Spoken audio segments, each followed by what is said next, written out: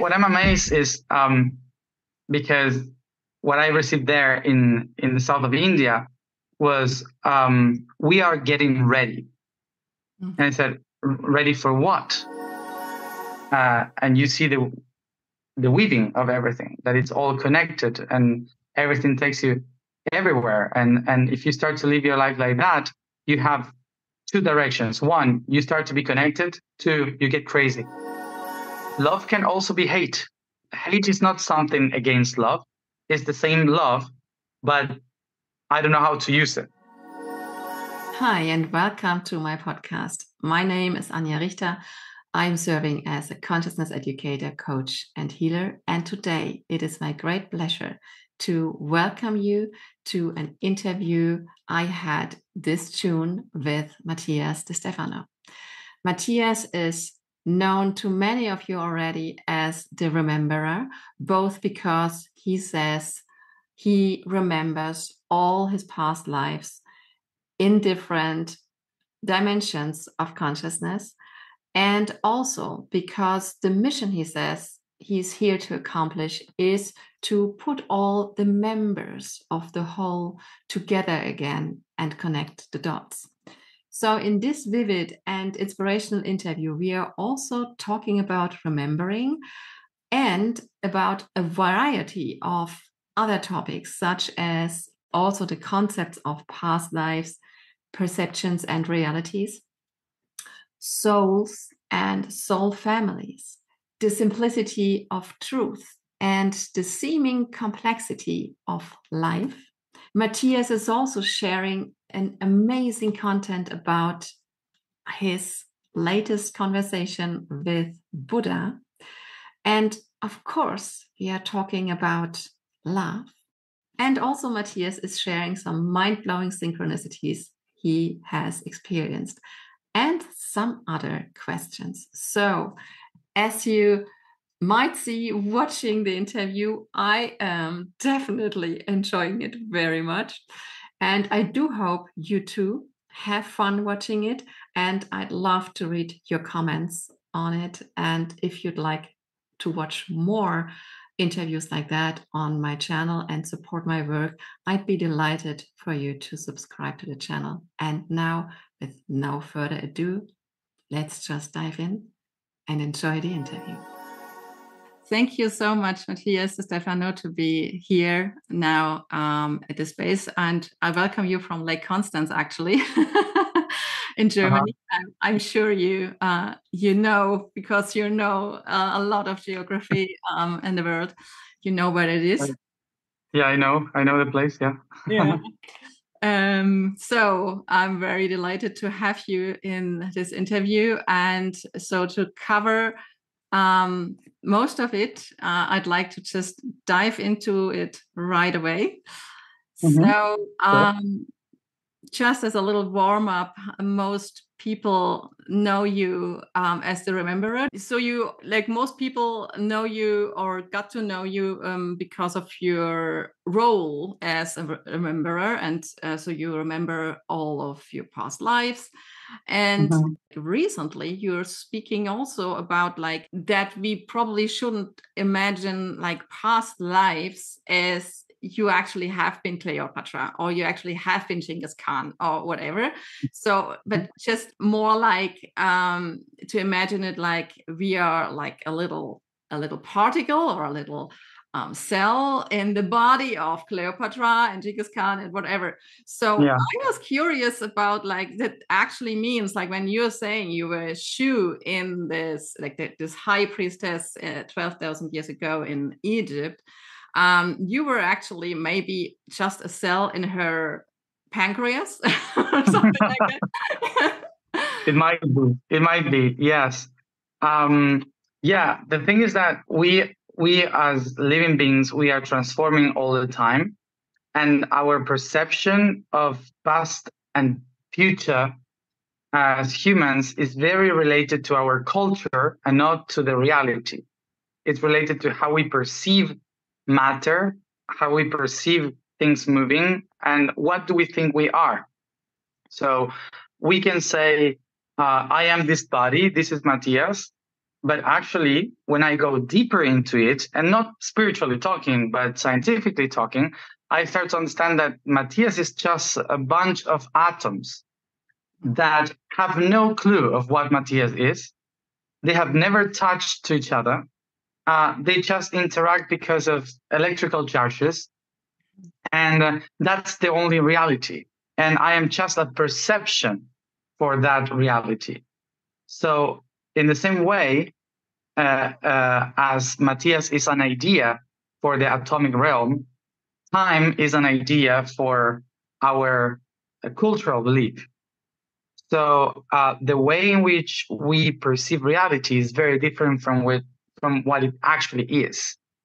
And this means that, for example, for sure, many of you have heard about how a particle or a particle that is vibrating here is vibrating exactly the same as another particle that is in the other side of the galaxy. And it doesn't take for them light, it doesn't take for them speed or movement or anything. They simply are the same. And they don't understand time or space. They just simply are. And they are both moving in the same resonance. So what does this mean? That imagine that all reality is like a very complex piano or a very complex guitar or harp that has thousands and billions of particles that are connected with strings to one another. So imagine that all these millions of particles that create you are connected to billions of other particles that are around. Some of them in Jupiter, some of them in a tree in China, some of them, they are all split, but they are all resonance to each other. So when we talk about past lives, sometimes it's because many of those particles are very connected to some of the particles that are in that person's life. And that's why we can connect to that information, because we can hear their song. Somehow we can explain it that way. But when I transform when I transform right now here and I die, my particles will split and spread and I will become something different. So maybe I will resound with a new reality in the future and the past. So it's a beautiful musical harmonic reality that actually someone dies and is reborn and dies and is reborn. Is much more complex than that, and also makes us more free, because we can start to understand that it's not that we are linked to a specific life. It's just that that life is resounding a lot with our life today. Like they are in the same tune now. That's why we can remember it. But actually, our cells, our particles, they resound with everything. So it's just that when you tune a music, a song, or a radio station, you are not listening all of them, and it doesn't mean that they are not there, going through you.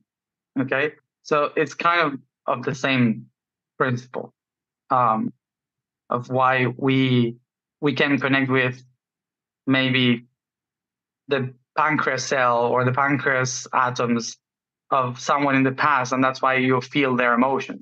Exactly. That makes such a sense, because that explains so much. Like so many people maybe resonating with being Tesla or Cleopatra and whatever, and actually making sense also because we know that everything is one, and that we are like that everything is in a fractal. So there must be the potential to actually experience all of it, depending on the frequency we are vibrating on. So yeah, exactly, yeah, and that's what I call remembering. When you remember your past life, it's not that you are remembering as we usually tend to believe. Remember means to put members together. So that's what it means. Is okay, I'm connecting some dots, but those dots can also be in the future. So that's why people can talk with aliens or speak with future people or I don't know, connect with other dimensions, because it's all about vibration and how we are all interlinked in the cosmos through time and space. And so, yeah, so that's why when we start to understand this in that way, we kind of start to understand even more that we are one, as you said, and that there's no more important people and less important people. It's just that that some people cannot tune to some stories, and some people can tune with those stories. Which leads me to the next question: how do we tune to the important stories that bring us actually, like, that open up the consciousness even more? Yeah. Well, we are tuned all day according to the things that have been tuning us all life, which basically is our belief, our parents, our traditions, our language, the places where we live.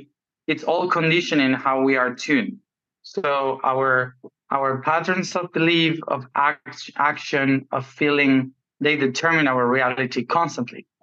And the only reason why they determine our reality is because our brain has been developing itself through the pulses that receive every day. Meaning, the way in which the brain interprets reality is through the five senses. So whatever happened to your five senses is a way for your brain to assimilate data. So it's like the Akashic records of the physical body. So anything that is around through the five senses, it is all recorded in the brain, and it's used as a way to interpret the reality, to communicate with everything. So that's why, since the very moment that we are conceived, not born, but conceived, since that very moment, we start to accumulate data of everything that is happening around us. And in that moment, in that perception, what we are doing is creating an idea, because the brain cannot understand what is reality, can only perceive what it could be. So everything actually is an idea. Whatever you feel, whatever you see is an idea. I usually say, people say the sky is blue. The sky is not blue. Oxygen, in the reflection of the photons, creates a length of photons that makes us see the color blue. But actually, it's because of the ozone and oxygen. It's not because the sky is blue. So we interpret the blue color because our brain can perceive that specific length. But it's not because it is blue, it's because I perceive it. So everything is an idea. And for millions of years, we have been building up our reality through ideas. So when we try to tune into another reality, it means that we have to change the idea. And in order to change the idea, it requires imagination. And the main thing is imagination. I have to allow myself to imagine new things. And in order for me to imagine new things, it means that the old ones needs to be broken or transcended. So it means that if I see the sky is blue, and suddenly I realize, oh, wait a moment, no, it's the oxygen, and my brain interpreting a length of photons coming through my eyes. So I am breaking an idea, a concept, and then I can create a new idea. I can transform. Okay, I'm not seeing the sky. I'm just seeing oxygen. I'm just seeing ozone, for example. So it's like something very, very, very common for us today. The sun sets or the sun rises. The sun never sets and the sun never rises. It's just a perception. The earth is spinning. So the earth is spinning towards the east or so that's the perception. The earth is spinning fast towards the east at 1,200 kilometers per hour, let's say. So, but we don't say, oh, look how the Earth is spinning. We usually say the sun is rising. So because of those perceptions, for example, change a lot our way of reality. So we can tune to different realities in the planet or in our lives, because we can do the same with our family. Like we call someone dad. Why do I have only one? Maybe I can have 10 dads. Why only one dad or one mom? So all of these built up ideas that we have can trap us in preconceived concepts that structure our lives and doesn't allow us to tune into another reality. So the first thing we have to do is, what are my beliefs? What is the structure of my brain that I have, the reality that I'm seeing? Why do I perceive this reality? And this work is for life, which is all the therapies that we do. Like you go to a therapist, you go to a healer, so why do you go there? Because you feel trapped in a system, in an idea. It's not actually real, it's just an idea. So you have to change your idea of something in order to tune into a new idea. But in order to create a new idea, you need imagination, which is the tool to create a new reality. So that's why in my case, I allow myself to imagine all day. Like I allow myself to play with my mind, to travel and imagine things that maybe they are not there. But when I allow myself to play, it's amazing how everything starts to show up and all information starts to move. Because you allow your mind to perceive something different than before. So I would say that the best way is to allow yourself to play with your mind, with imagination, and that would be the much more fun way. And then you have the strong and hard way, which is, okay, let's analyze all my beliefs and ideas, and let's see how can I transcend them, which is the most toughest one. But that's how you can tune to other realities. Amazing. It's actually a combination of why and what if, right? Yeah, exactly. Mm-hmm. Like why is there pain? Because pain is normally bringing us to something new, to break something, to transcend something. And then the other thing has to come also, because if you always go like this one circle into the past and you don't stop analyze, or like just only analyze without getting something out of it, then probably you will get stuck, probably. Yeah, right? It comes back again. Yeah, it comes back again. Yeah. You just focus on that one. So yeah, exactly. So you of course you need to go to the origin of everything. You have to go to the past to understand where it began, why it happened, because the why is the one that builds you who you are today. So once you recognize that idea, you have to allow yourself to play with the future, which is what you said. What if I do something different? What if I change this? What if I transform my belief about this? So, and that's the discovery. But there's no discovery without imagination. So we need to open our minds into that.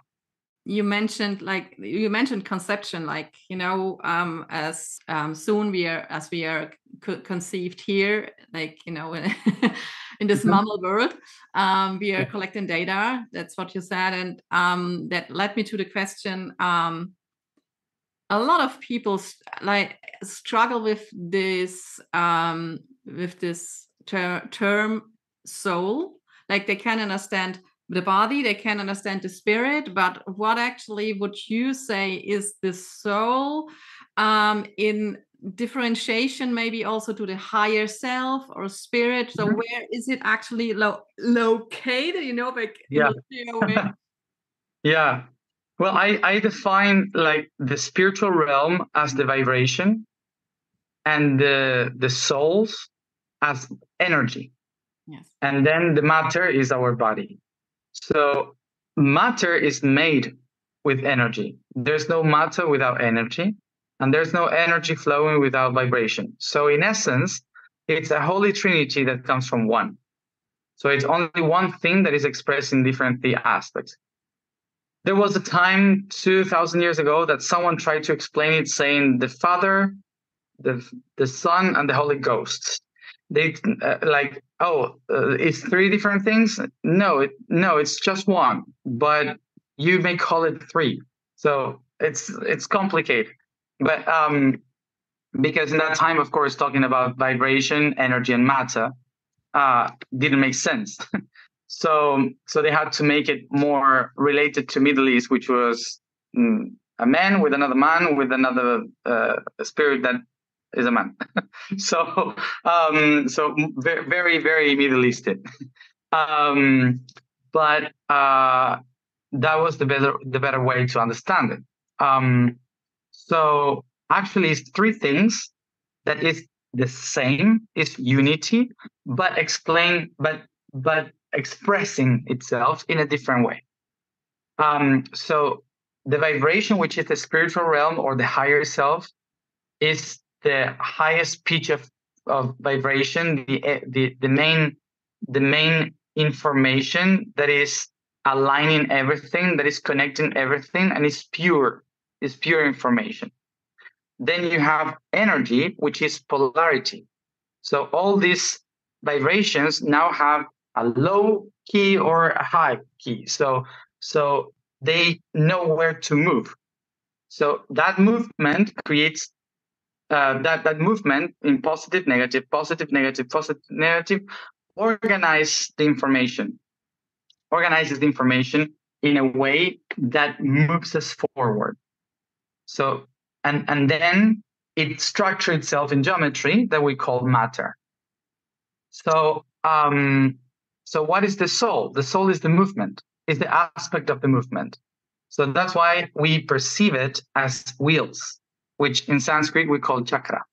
So chakra is actually a wheel. That's what it means, because it's something that is moving. So it's a positive and a negative aspect of something that is constantly moving. So as we are polarity, as we are beings that need two options to understand, and it's not about choice, it's about head, toes, electrons and protons, two eyes, two ears. We are dual. We work with duality. It means that the energy has been building us from this polarity. And in between this concept of polarity, you have the soul. So the soul has the memory of everything. The soul is the one that needs to go down in frequency, which we call it maybe depression, in order to take off again for a higher vibration. So everything that is energy, every movement is the soul. But we tend to believe, because of Christianity and past traditions, we tend to believe that the soul is kind of like a ghost that is within the body and suddenly it goes out. But actually it's the energy.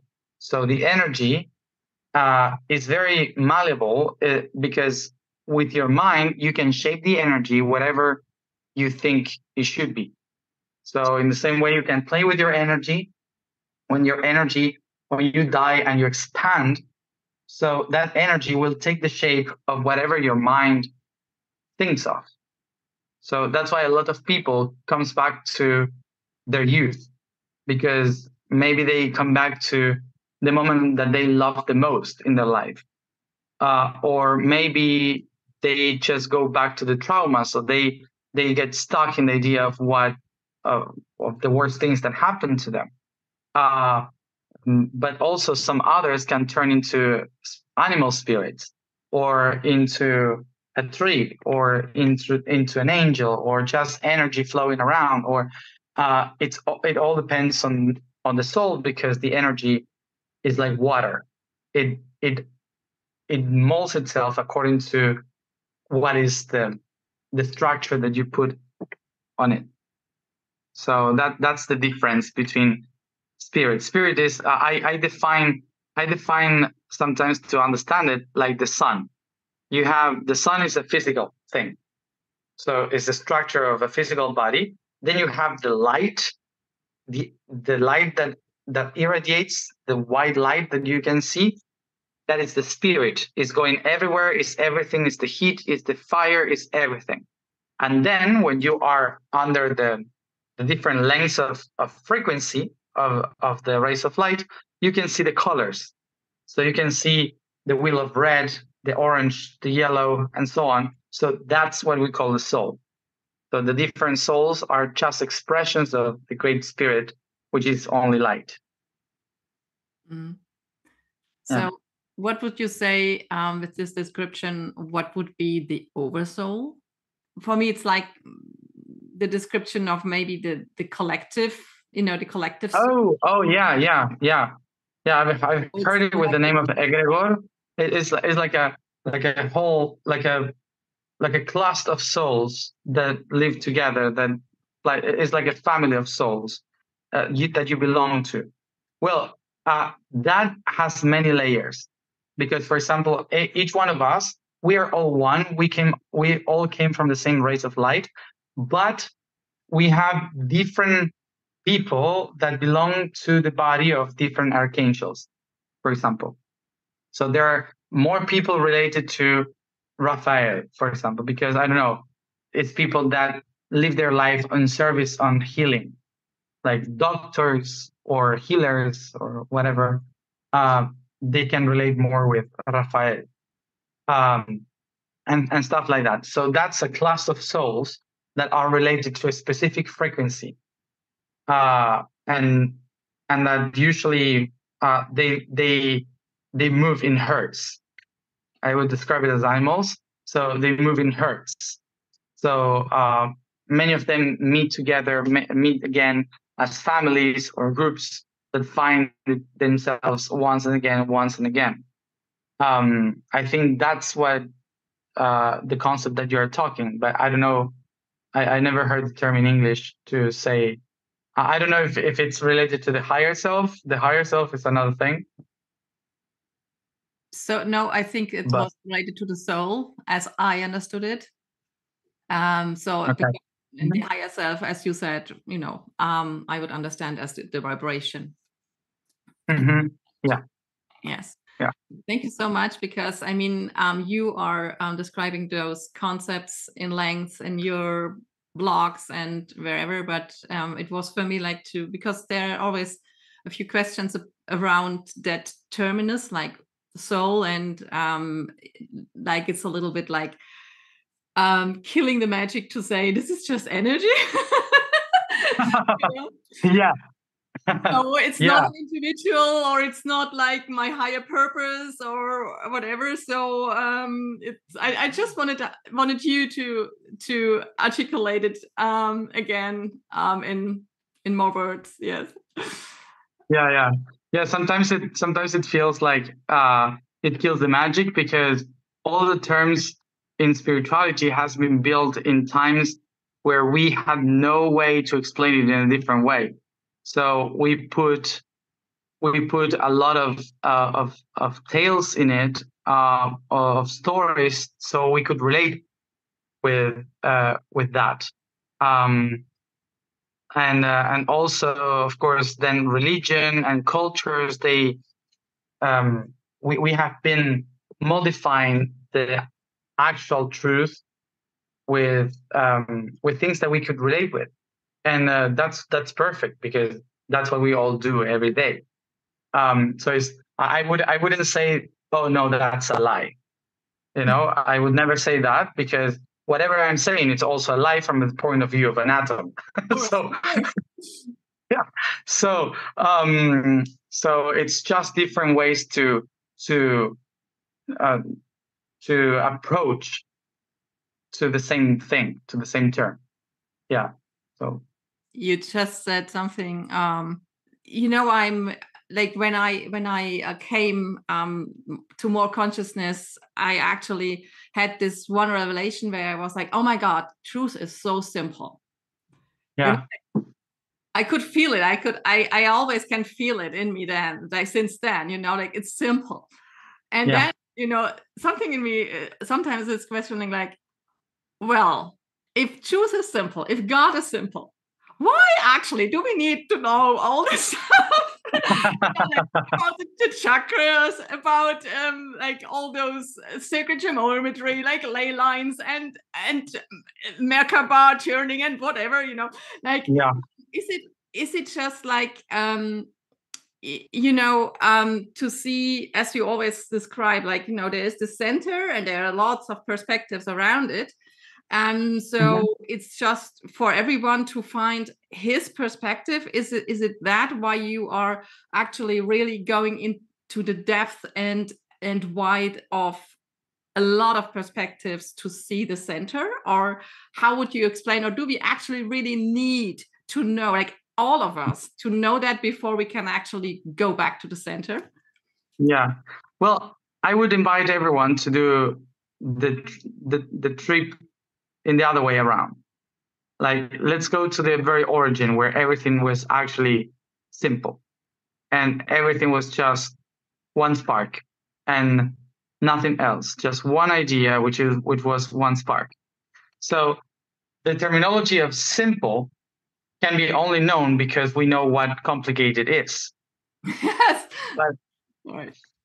But in that moment, when everything was just one, I would say there's also another thing that appears, which is curiosity. Because everything is just this, because everything is nothing. So when you are nothing and the everything is just an idea, so the question is, what if I turn the nothing into everything? What if I allow myself to enjoy any possibility of this spark? So that's how it all started. It's just the wondering, oh, I divided the spark in two. Oh, that was cool. So what would happen if I create another one, a three? Oh, great. So I will experience that. So what would happen if I put the three in a mirror? Oh, I have tetrahedrons. Okay, so what would happen if I organize this tetrahedron with this other one? Oh, I create this. But what would happen if I put 5 here and I cut the tip of this one? Oh, I have a truncate dodecahedron. And so and suddenly something very simple becomes something very complicated just because curiosity, just because I want to figure out what happened if I start to move this a little bit here and put it more here and split it many times. So the mind of the universe started to play with complexity because it was so simple that it was boring.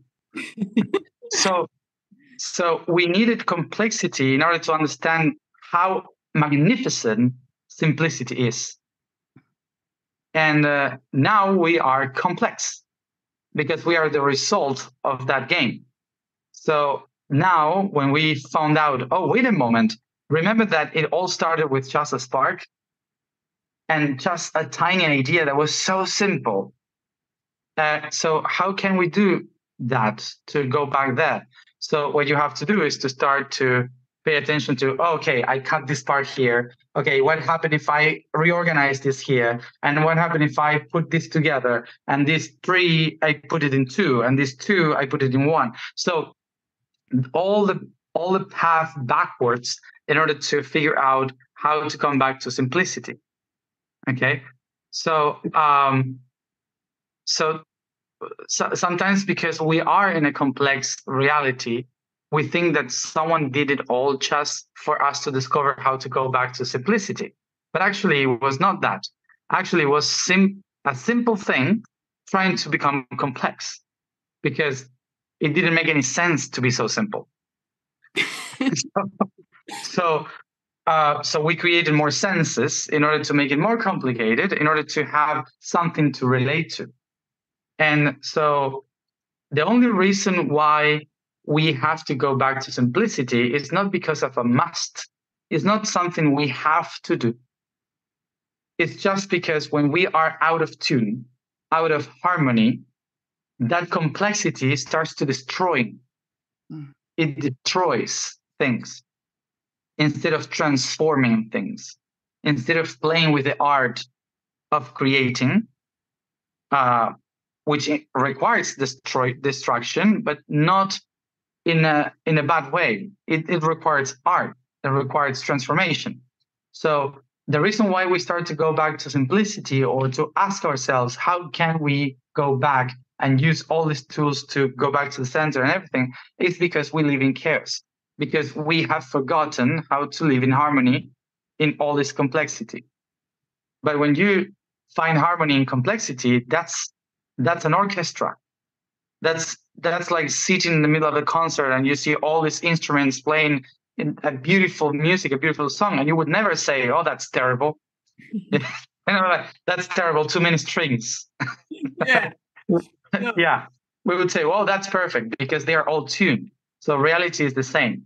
If this complexity becomes tuned, so we are a symphony. Otherwise, we are just noise. So it's simple when you are tuned. Exactly. Yeah. And you said something really important. You say, if you see the orchestra, if you see all the instruments, and this is actually what I feel is what we are doing when we try to dive deeper into the complexity, to see the simplicity again, to hear this one melody that is actually simple and has the potential of everything at the same time. It is about like this question of what if is so innocent. It's innocent, and the thing why it seems so hard here is just because we went so far in our complexity that then we got distracted and actually didn't see the union. Yeah, we got lost. This is actually what we have to come back, like the union, and there are many ways to go there, like from the inside out, to like through simplicity see the conflict, like the complex, exactly. And the other way around as well, from complexity to the center, right? Exactly. Yeah. It's not about coming back home. It's about remembering the path. Because when we try to go back to the center, it's like going back to your house with your mom and dad, and suddenly you're not going to live there forever. Like eventually you will have to go out and find a friend, a lover, a new work, a new adventure, a new trip. There's much more in the world. And sometimes to go back home is just to remind yourself, oh, this is where I come from. And I forgot about what I wanted to be when I was a child. Like going back to simplicity is kind of when you have this complex life today as a grown up, and suddenly you ask yourself, what would my 5-year-old child would say? When I was a 5-year-old, what did I want to be when I would be an adult? Am I doing it right? So the conversation with the simplicity of a child is the same thing as saying in the universe, I have to go back to the unity. And when you go back to your inner child, it's not to stay there forever. It's to just ask, how am I doing? And should I do it in a different way? And then you go back and you start to walk again and transform your reality in a different way. So it's not about running to the center. It's about remembering so we are not lost. Okay, so and this is something also for all the spiritual people around. It's not about enlightenment. It's not about running towards the light. It's not about trying to become Buddha, because there is already someone that enlightened. Buddha is deaf. He's enlightened. So So we just have to remember that someone did it, so we all are. And I had this conversation in meditation with Buddha during the eclipse a few months ago, and I said, if I am seeing what you are seeing, I asked him, if I am seeing what you are seeing, and you're explaining this to me, why I am not enlightened? And because I am already enlightened, and you are supposed to do something else. This is not your path. I'm just reminding you what it is to be enlightened, so you can do your job, so you can do your part. That's nice. And I felt relieved from there, because it was like, yeah, my path is not to do as many things to help people to find enlightenment. My path is to connect dots, is to link stories, and there is where I find my spark. There is where I find my life, my purpose, my reason. And so many of us has a different way of finding the one, which is not enlightened. So it's not about coming back home and enlighten yourself. It's about remembering, why have you become complex in this way, and what can you do with it in a simple way.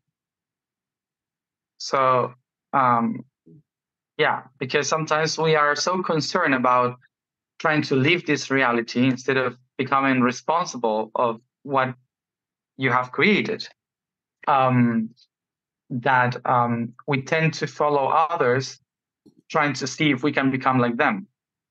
And there is already one in the center. We are just ideas of it.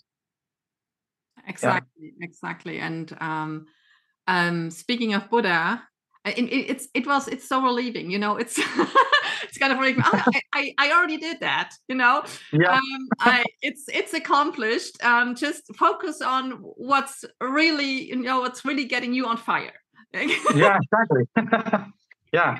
So it really it resonates a lot with me.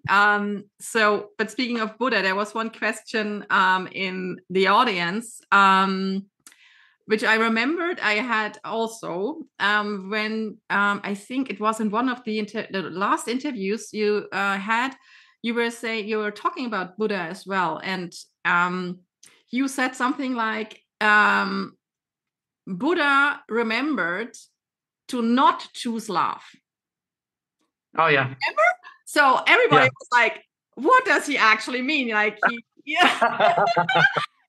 Yeah. Like all the time you're saying like choose love, you know, and Buddha was the only one who did. And so of course probably you meant like the human romantic love. He probably chose the unconditional love that is unpersonal. Yeah. Yeah, I'm not saying that you should not love, of course. Yeah, one of the explanations that he gave me once was that love is the path that we have all already taken. Love is what we have chosen since the very beginning. So because we choose it, we already know what it is. And what is love? Love is an eternal energy that nourishes every reality. But love has many different options of beings of expressing itself. Love can also be hate. Hate is not something against love. It's the same love, but I don't know how to use it. Yes. Yeah, I don't know how to use love, so I express love by hating, for example. So what he said is, when you choose love as a way to find the one, you will never reach it, because love is polarity. Because love needs movement. When you love, you move, you create, you are creating. So love is movement. Love pushes you forward or backwards. Love is an energy that we can relate to magnetism. It has a positive and a negative. a feminine and a masculine, it has this polarity that holds the everything because it's two. So when you love, it means that there is a heartbeat. There is a tum, tum. It's a polarity, something that gets void and gets a vacuum and then fills up. So, so with the energy of love, you are constantly holding reality into polarity, and it's beautiful. He never said that's not the way. He always said that's the way we all choose. Okay, so that's why when we don't know how to use love, immediately we use love to protect what we love. So that's why we defend the families. We end up defending the village, then the country, then our ethnicity, and so on. And suddenly we create a war just because of love. Because we are trying to protect what we love, we fight with what we don't love. So he said, as you see, the more you love, the more conflict you create. So you have to find the right love of God, which is not to love, but to see. God is the eyes, is one eye, the eye that sees everything. So God does not love, God observes. The reason why the observer creates us, the observed, is because it's observing without judging. It's because it's within us and without, and we have been created in order to observe it as the same way it observes us. So, and it's just one thing that observes, which is one black hole with all rays of colors around, which is like our pupils and eye. So that image is the one that says, I am that I am, and I am not choosing anything. So I am not loving something. I am being everything. I am seeing everything. So Buddha said, when you have two eyes, your brain projects itself and tries to understand what is in front so I can tell if it's harmful for me or if it's harmless for me, if it's good or if it's bad. We understand the reality through that. But when you blur your eyes and you stop seeing in order to see, and you don't close your eyes, he said, because love should be there. Because without love, you cannot move the energy. So keep your eyes open. Open your eyes, but don't see what is in front of you. See what is within you. And in that tiny little moment of imagination, you can see. And the divine will tell you, I see you, instead of I love you. Because when the universe says, I love you, all your body starts to move and relate to all the polarity in this planet. Because if they love me, it means that someone hates me. If God protects me, it means that there is something that can attack me. If I have to go to it because of love, it's because I have to run away from something. So it creates constant polarity. So what we call unconditional love is actually I see you. It's actually I see and I observe and I know you, and it's just I see you. So that's why he said, if you want to find my path, don't say I love you, say I see you, and you will see me. Yes, it's beautiful. It's exactly describing this this innocent and unpersonal state of being. Mm-hmm. Yeah, and it's interesting because this kind of focusing with blurred eyes is a practice I teach since a lot of years. Like, and it is like, even if you focus and try to see something at one point, everything, because you can't stare out there just for so much time, and then at one point it just turns, and you are actually seeing from the inside. You are actually growing on the other side like that, and you are the seer, and your sight is blurred anyway, and this is where magic is coming out. So totally. We are heading to the end of this session. It was so rapidly, but I have to ask you one more question, Matthias, because it's all over the internet right now. Have you had a chance already to watch this interview of Joe Rogan with Terrence Howard? Oh, someone sent it to me, but I am so lazy. Please, Matthias, you really have to see that. I know it's 3 hours. But he is actually, speaking of curiosity and what if and whatever, he is actually explaining everything, even in a higher dimension. It's really like, and he invented so many things. He is actually an actor, Terrence Howard. He's quite famous. I know him as an actor as well. I like him but actually he is a complete physicist. But he actually explains the platonic solids, like tetraeder and hexaeder and whatever, not in straight lines, but actually like that,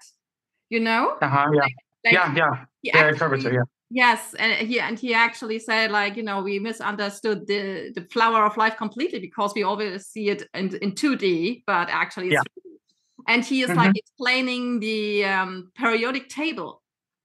Oh my goodness, with the gods and the goddesses and all this stuff, and it's epic, and I would just like to do another interview with you actually on that.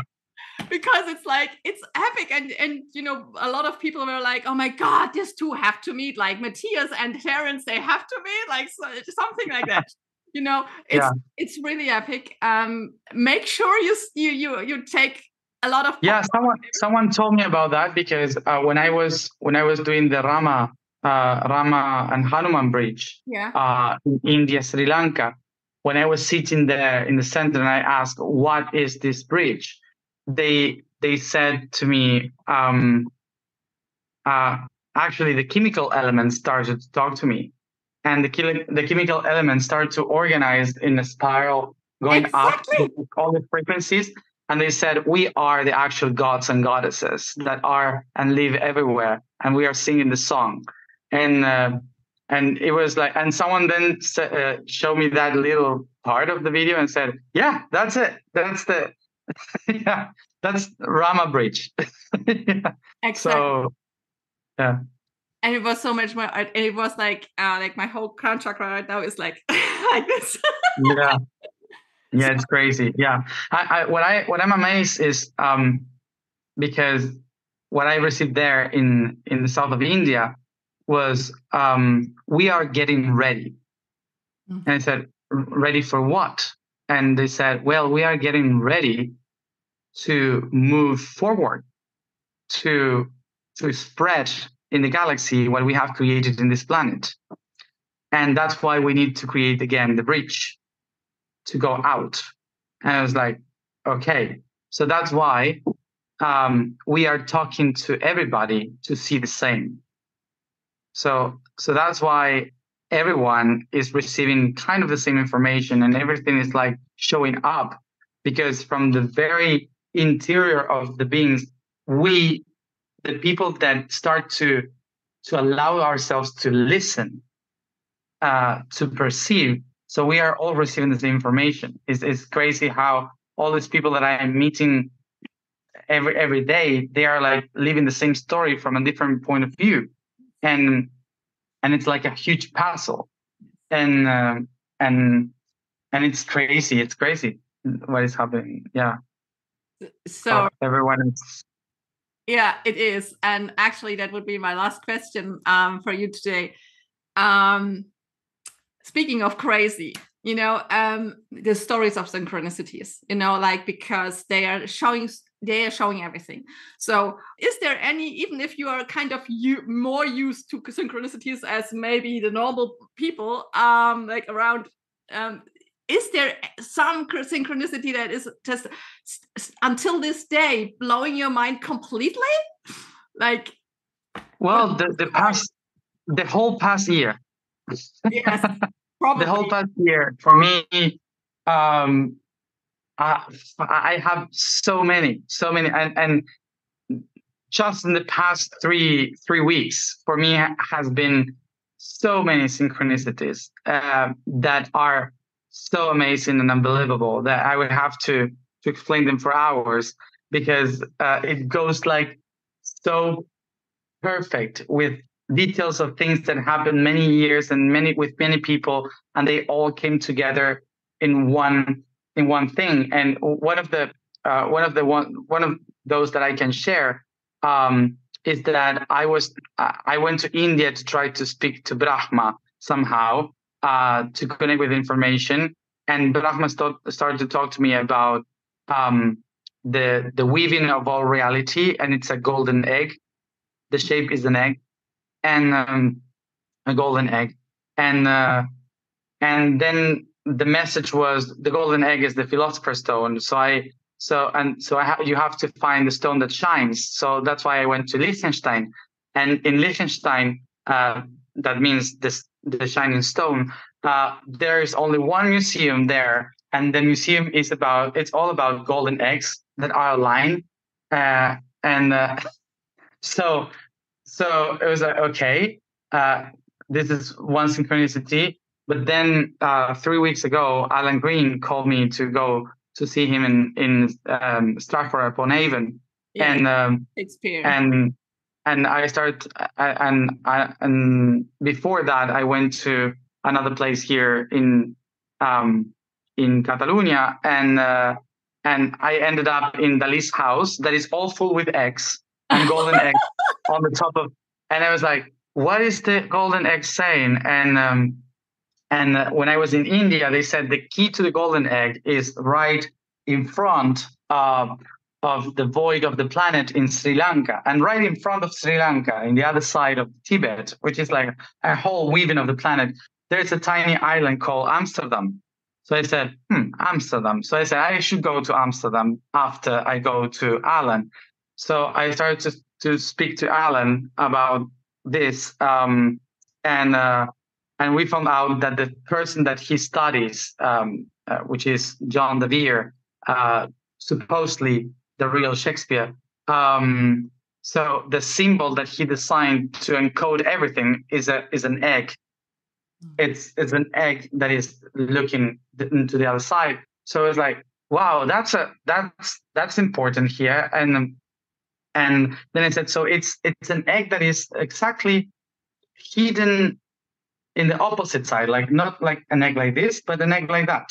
So it's like, okay, so discover what is behind the other world.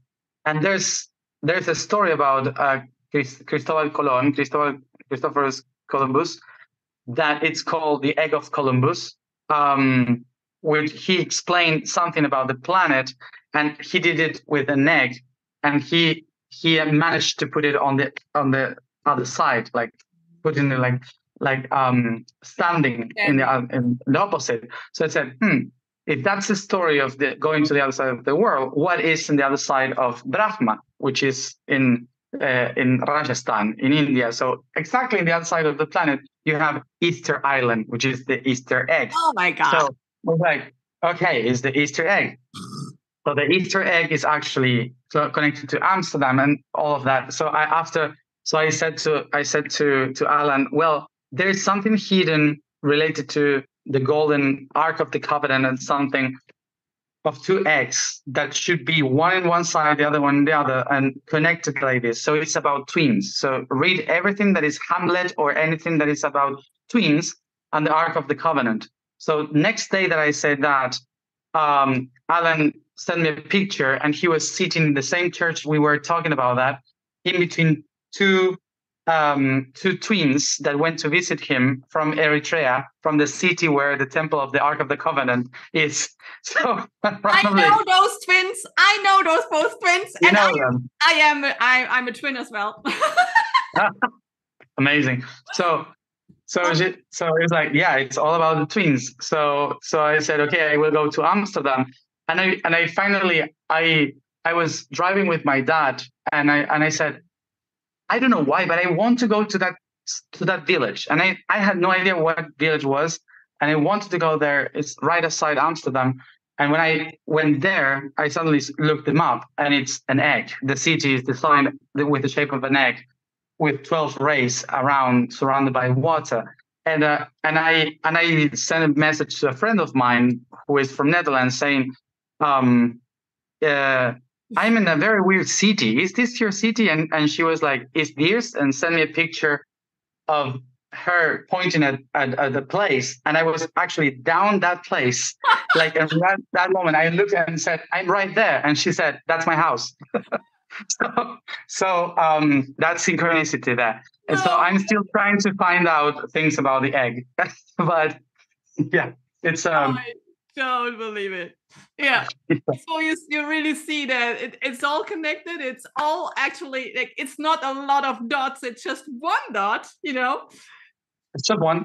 It's everything. Oh my God. Yeah. But of course you start to see synchronicities when you allow yourself to break the structures that you have in your brain. Because the structure that you have in your brain allows you just to see what you're supposed to see. Unless you just break your mind and allow yourself to leave the magic, and you see the weaving of everything, that it's all connected and everything takes you everywhere. And if you start to live your life like that, you have two directions. One, you start to be connected. Two, you get crazy. So that's why it's so important to work on yourself all the time. Like, question yourself, do therapy, clean your energy, meditate, work in your structures, but so you don't get crazy in the synchronicities. Because of course, when you start to see that everything is connected, you disconnect from reality. Mm-hmm. So it's very important to have this balance of being also connected to this reality, because we created this. So yeah, makes perfect sense, and is a good closure up, actually, to what we actually started with. So I think this is really nice coming to an end. I really did enjoy this talk, Matthias. And I hope for the visitors and for the people watching this, it was also very enjoyable and maybe brought some clarity on some concepts about what it is everything about. So I would like to thank you again for your opening up and for the fun you are always transmitting as well, but with all this work. And you're always welcome to visit us in Germany. We have a very active USOID network here. So whenever you about some collaboration or projects or whatever, we would like to have you there. So thank you so much. Thank you. Thank you for the for watching, the viewers, and let's just unfold whatever is coming out of this. Thank you so much. And thank you, everyone. Bye-bye.